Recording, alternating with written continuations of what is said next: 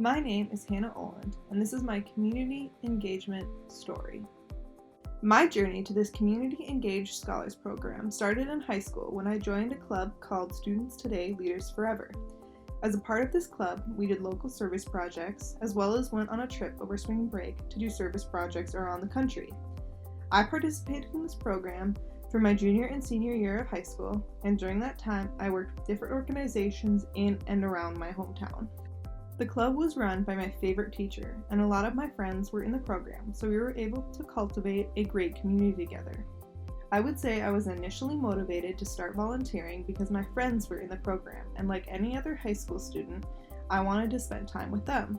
However, I became deeply invested in actually doing the work for the benefit of my community when I took part in the Thanksgiving Day Free Store. The Thanksgiving Day Free Store took place in a church in North Minneapolis on Thanksgiving morning. Everyone in the club got bused from our high school to help hand out donations to community members. When we walked in the door, I realized just how much work had gone into organizing this event. There were hundreds of donations ranging from men's winter coats to kids' backpacks to women's bras. I was stationed at the women's and kids area, which meant I helped kids pick out school supplies that they liked and helped women choose the personal hygiene products they wanted.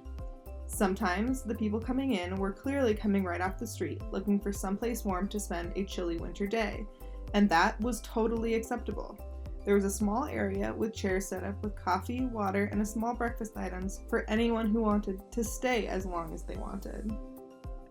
This experience is what truly motivated me to continue doing community service and to ultimately join CESP when I came to college. This experience is different from the community work I am currently doing because other than showing up, I did not have a big part in the process. I am now trying to be more intentional about where I volunteer and making sure to deeply analyze how the community is both positively and negatively affected by the work I do. I did not have this perspective then, but now that I have gained more knowledge, such as the things I learned here at CESP, I intend to put it to good use. I want to make sure I am helping my community in the most effective way possible. Since that experience, I worked with a large variety of organizations, such as being a Teaching English as a Second Language teacher assistant in Minneapolis, interning for a wilderness guide program for people with and without disabilities around Minnesota, fostering a stray cat in Athens, Greece, and making tie blankets for Minneapolis's local housing and stable community. All of these experiences have helped me understand why it is so important to be involved with your community and how I can make an impact, even if it's as small as saving one stray cat. The reason I was able to expand my understanding of what it meant to be a community volunteer is because of my education. I initially got involved in volunteering through my high school. Then, when I came to college, I learned how important it was to engage with the community around me instead of just living in our little college town bubble. I would not have learned how to analyze volunteer opportunities, looking for flaws and inconsistencies, so I can be sure I am positively affecting those I am trying to help through my volunteer work without my college experience. Additionally, I would not be able to participate in this program if I were not a student here at the University of Minnesota. In this way, being a volunteer is something that only middle and upper class students have access to, and it is often reliant on you having a certain amount of free time and resources.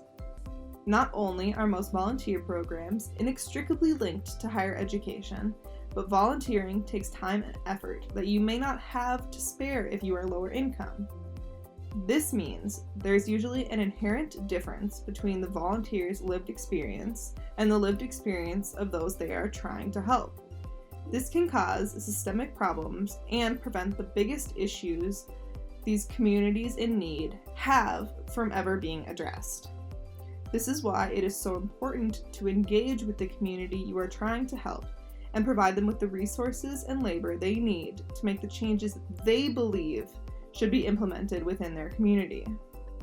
Looking forward, I would like to go to graduate school after I graduate from the University of Minnesota this spring to study international human rights and to work specifically on issues of international women's reproductive rights.